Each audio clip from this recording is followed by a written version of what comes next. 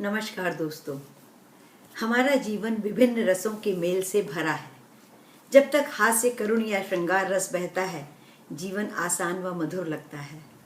जब कभी अद्भुत या रौद्र रस का सामना करना पड़े, तब ठिठक कर यही जीवन कुछ सोचने पर मजबूर कर देता है। आज की कहानी कुछ ऐसी ही है और मेरी प्रार्थना है आप इसे चाहे तो सच समझें, पर कृपया यह न पूछें कि किसकी है।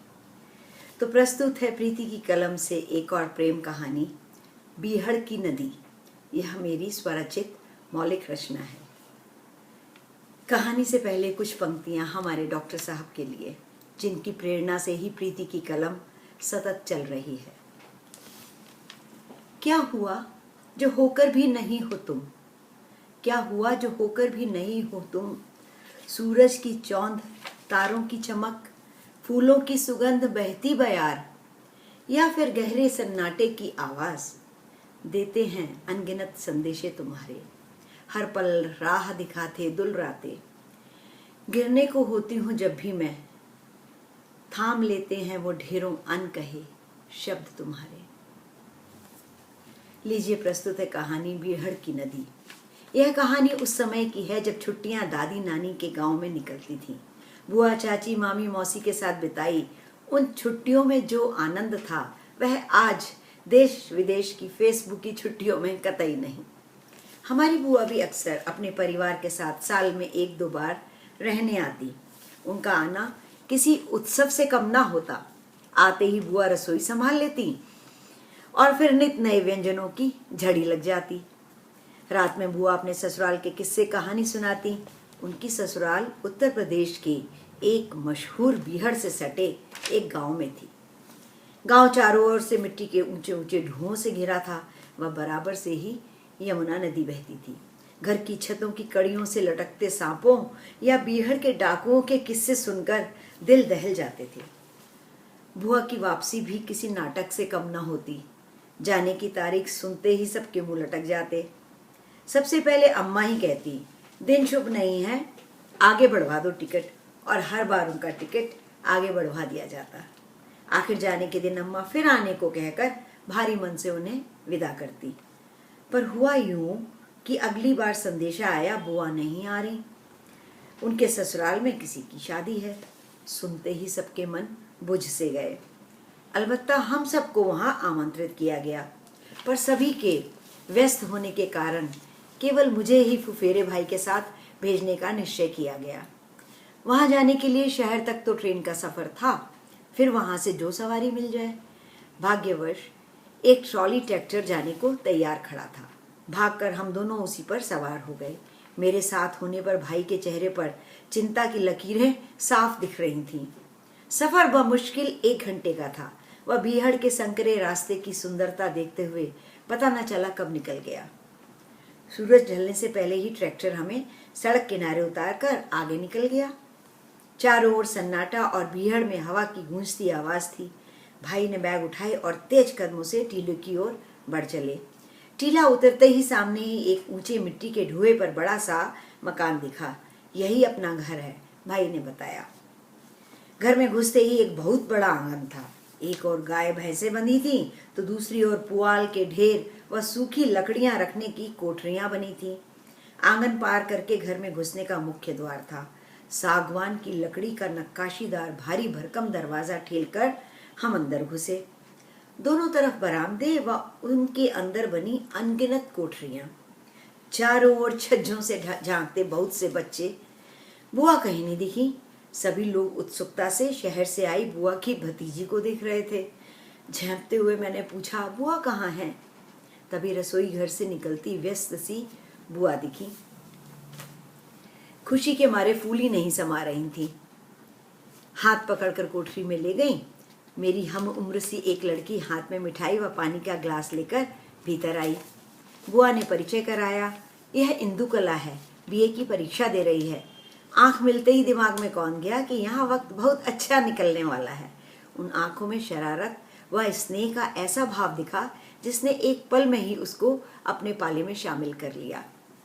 इन्हीं के भाई की शादी का तामझाम चल रहा था।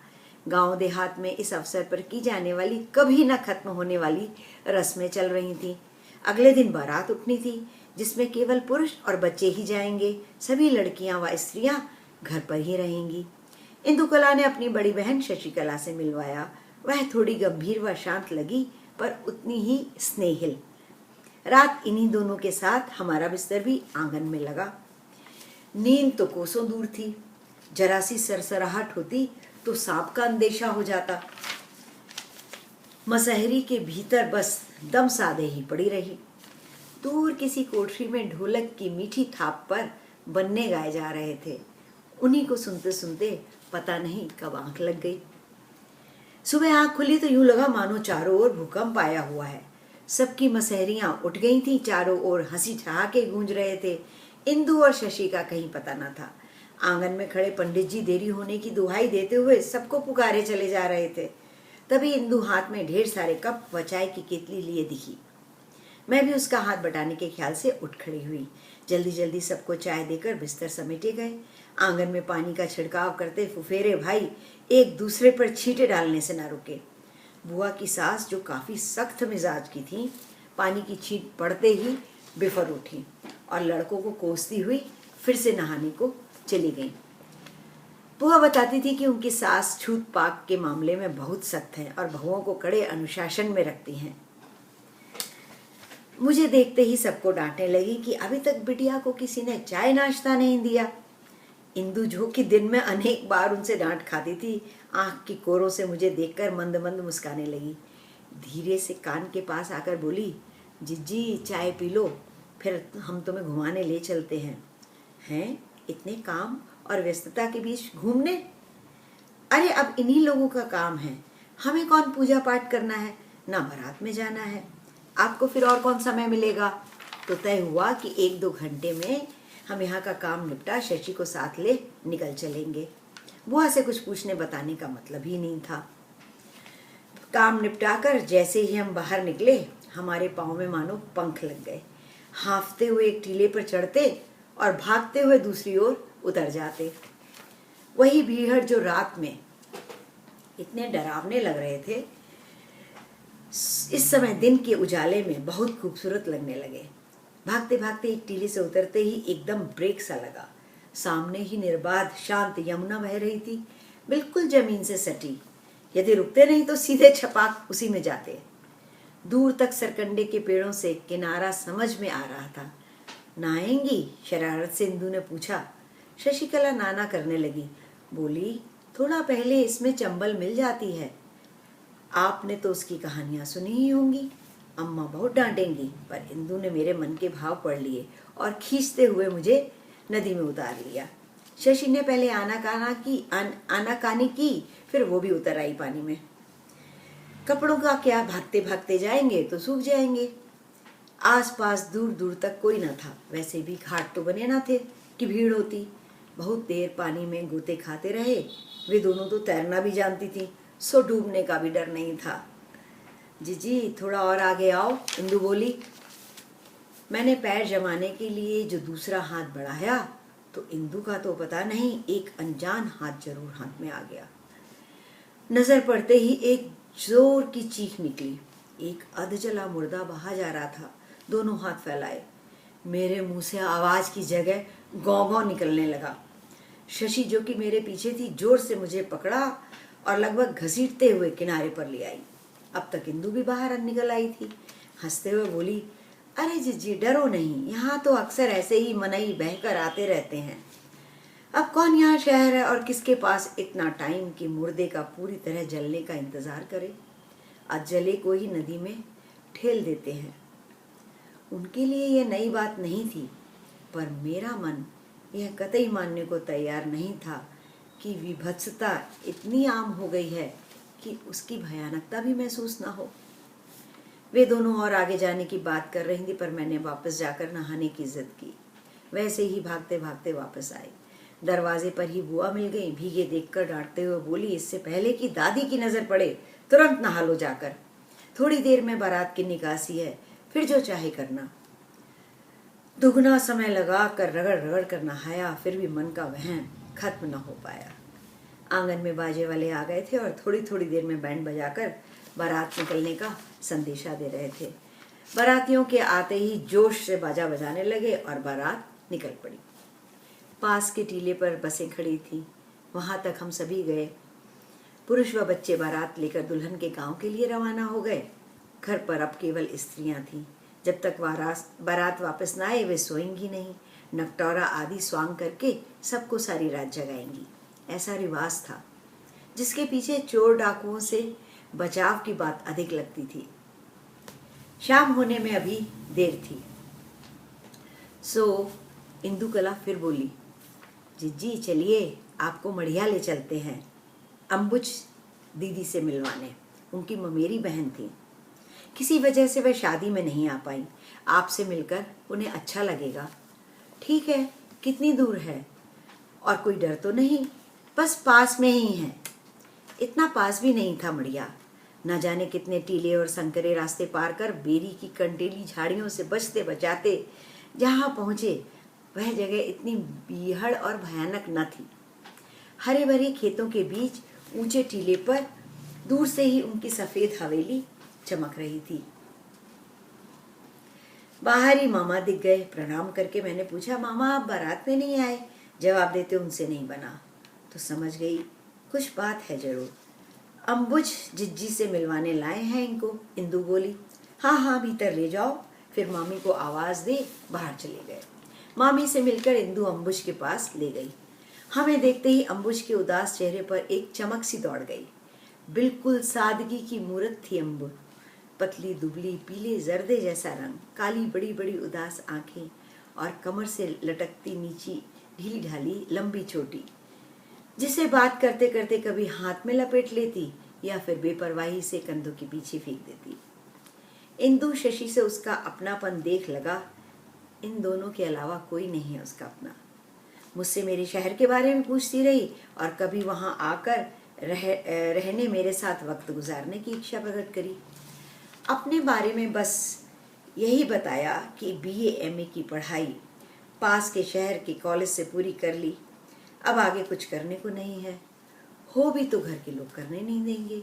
बस यही इंतज़ार है कि कब कोई लड़का मिले तो मामा मामी उसके हाथ पीले करें। उसकी क्या इच्छा है यह किसी ने नहीं पूछा। पूछकर फ़ायदा भी नहीं। इस चार दीवारी से निकलने की आज्ञा जो न थी। क्यों पूछने पर कमरे में एक चुप्पी सी छा गई। बस उसकी बड़ी बड़ी आंखों से चुपचाप दो बूंदें आंसुओं की ढुलक गईं। यकायक उस माहौल में एक घुटन सी होने लगी मुझे। न चाहते हुए भी मैं उठ खड़ी हुई। अम्बुज से विदा ली। न जाने उसकी आंखों में क्या था जो मुझे देर तक कचोटता रहा। बाहर आकर ऐसा लगा मानो बहुत बड़ा बोझ उतरा हो। मैंने प्रश्न भरी आंखों से इंदुकला और शशिकला की ओर देखा तो बोली, जिज्जी रात को सुनाएंगे आपको अम्बुज की कहानी। धुंधलके से पहले ही हम घर पहुंच गए। देखते ही बुआ इंदु को डांटने लगी। कहाँ ले गई थी इनको? मढ़िया का नाम सुनते उनके चेहरे पर भी उदासी छा गई।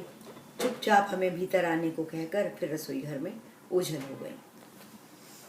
आज रात इंदु ने हमारे बिस्तर छत पर लगाए। चुपचाप खाना खाकर हम तीनों सोने छत पर आ गए। दो तीन अन्य बूढ़ी रिश्तेदार पहले से ही वहां सो रही थीं। फिर धीरे धीरे रात के अंधेरे में इंदुकला ने जो अम्बुज की कहानी सुनाई वो रात भर की नींद उड़ाने को काफी थी। कॉलेज में जाते ही अम्बुज की मुलाकात अपनी ही कक्षा के एक नवयुवक से हुई, जो कब धीरे धीरे प्रेम में बदल गई उसको भी न मालूम पड़ा।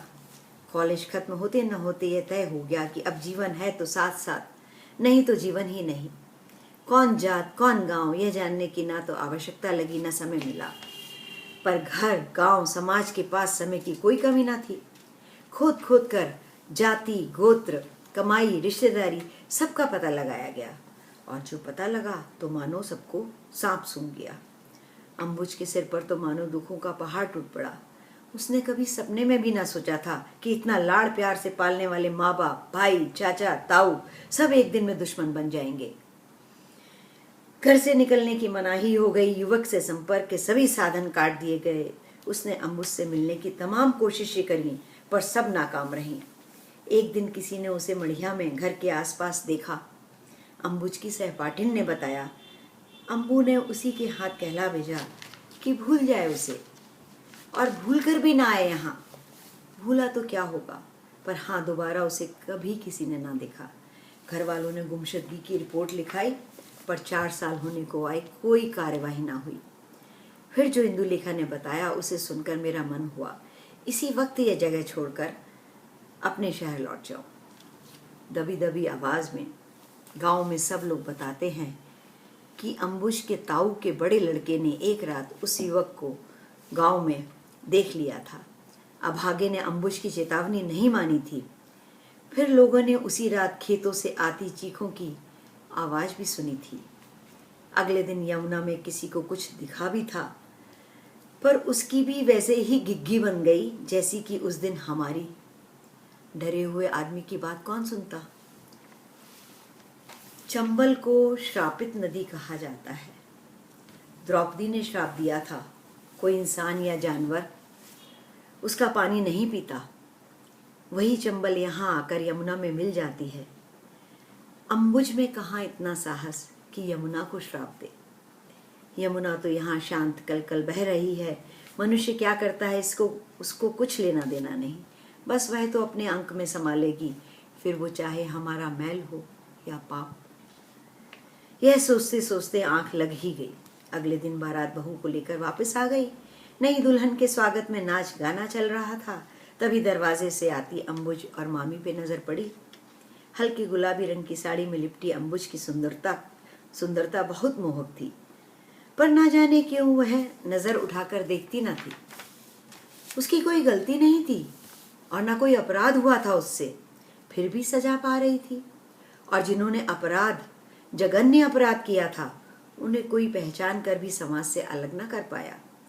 बाद में बुआ ने बताया कि कोई दरोगा है उन्हीं की जात के, जिनसे अम्बुज के विवाह की बात चलाई जा रही है। उम्र में थोड़े बड़े हैं पर शादी को तैयार हैं। वही तय करने अम्बुज को यहाँ लाया गया है, अन्यथा तो पिछले 4 साल से वह घर से निकली ही नहीं। अब मेरा मन वहां यहाँ से उचाट होने लगा था। बस किसी तरह सब खत्म हो और मैं वापस जाऊं। भाग्य से मेरे ही शहर से आए कुछ रिश्तेदार शाम की गाड़ी से लौट रहे थे। बुआ से जिद करके उनके साथ लौटने का प्रबंध कर लिया। इंदुकला और शशिकला के लाख रोकने पर भी मैं नहीं रुक पाई। उन्हें अपने यहाँ आने का न्योता दे बुआ से विदा ले वापस निकल पड़ी। रास्ते भर यही सोचती रही कि बीहड़ में कोई सांप तो दिखा नहीं और ना कोई डाकू मिला, पर क्या हम सचमुच देख पाते हैं अपने ही समाज में, परिवार में छिपे अनगिनत नागों को या डाकुओं को? द्रौपदी का क्रोध तो एक नदी को शापित कर निकल गया, पर एक युवती की पवित्र कोमल मन से किस किस के लिए श्राप निकला होगा, कोई नहीं जान पाएगा। तो साथियों, यह थी कहानी बीहड़ की नदी। कहानी सुनकर यदि आपके मन में अम्बुज के प्रति जरा भी दर्द जगा हो तो कृपया देखें। बिना अपराध के कोई सजा ना पाए आपके आसपास। अपराधी चंबल के बीहड़ में नहीं, हमारे आपके बीच में ही रहते हैं। कहानी सुनने के लिए बहुत बहुत धन्यवाद। वाह, नमस्कार।